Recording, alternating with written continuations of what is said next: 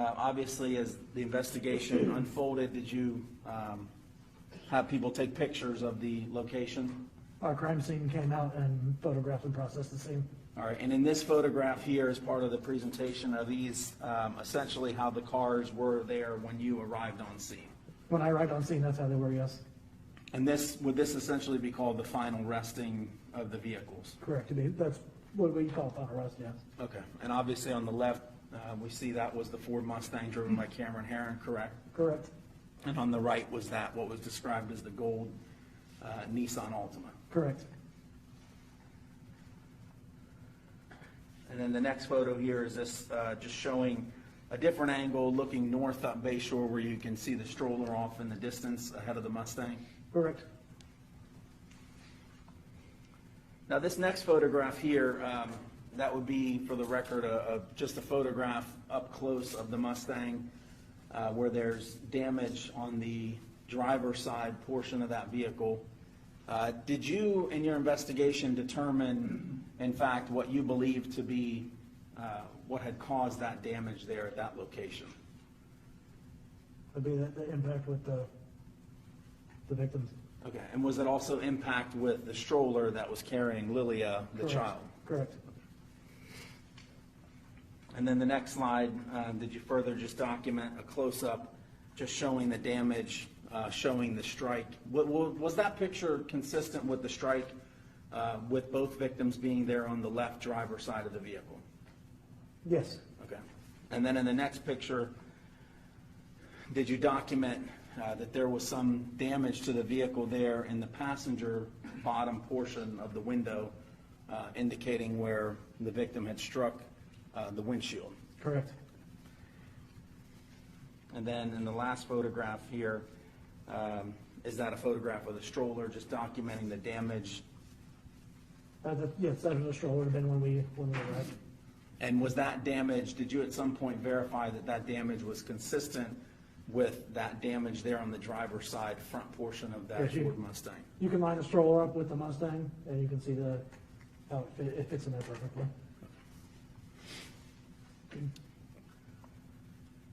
In this next slide, at some point, did you observe video surveillance that was retrieved that was taken right near where the crash had occurred? Yes, I did. All right, and then did someone from Tampa Police Department eventually try to enhance or zoom in on that portion that we're seeing there in between the trees? I did. One of our forensic techs.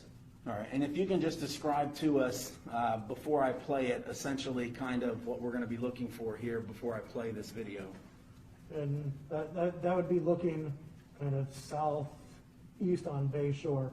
So northbound lanes are going to be, where your green boxes, you're going to see, that's after the crash.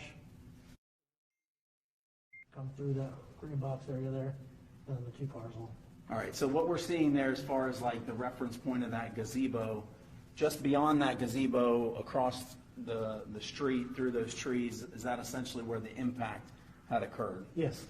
And the bottom portion of that video that's enhanced showing in between those two trees, is that where we'll see the two vehicles come through and pass through prior to the collision? Yes. I'll go ahead and play this at this time.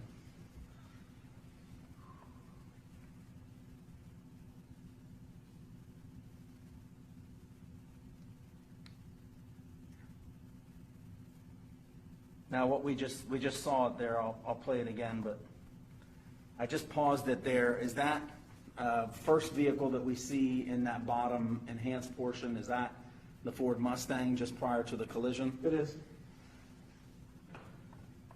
And then, I couldn't stop it, but let me play it again. But the vehicle that we see right behind him, is that the Nissan Altima? It is. And did you determine during your investigation that those vehicles, based on this video and based on the witness statements, appeared to be very close to each other prior to the impact? They were. Okay. But was the Ford Mustang the vehicle ahead of the Nissan Altima? The Mustang was in front, yes. And in this case, there wasn't any evidence, and nor does the court believe that there was any specific intent to do harm, in this case, to the victims.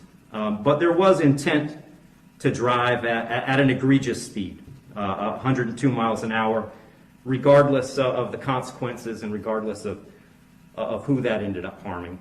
And then the second part of that, the second component, is the harm caused. And in this case, it's just impossible to have greater harm than the harm that occurred in this case, which was the loss of a mother, loss of a baby, and really the loss of a family as it existed when this occurred.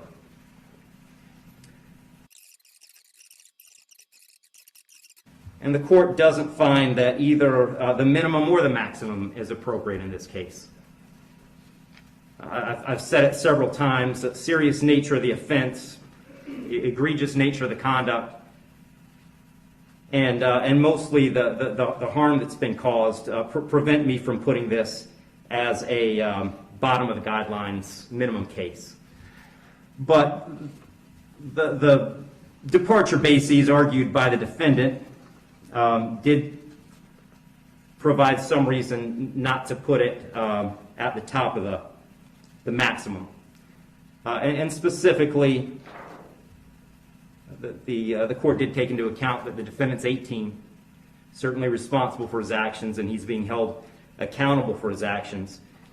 But the age of 18, the court finds, is a mitigating factor and shouldn't put this at a maximum. Also, the complete lack of prior criminal history is something that the court considered as preventing this from being at the top. So having said all that, the court is going really toward the middle between the minimum under the guidelines and the maximum punishment permitted under Florida state law. So on count one, vehicular homicide, the court's going to adjudicate the defendant guilty, sentence him to 9 years in Florida State Prison. On count two, same charge, court will adjudicate the defendant guilty, sentence him to 15 years Florida State Prison, and that'll run consecutive to count one, for a total of 24 years Florida State Prison. Count three is a misdemeanor, unlawful racing on a highway, so the court will adjudicate the defendant guilty, sentence him to time served. Give credit for time served, I believe, 2 days. Court will impose mandatory court costs. Mr. Herrin, you have given up the right to appeal the determination of your guilt or innocence. You do have 30 days to appeal the sentence of the court. And I'll direct the bailiffs to take Mr. Herrin into custody.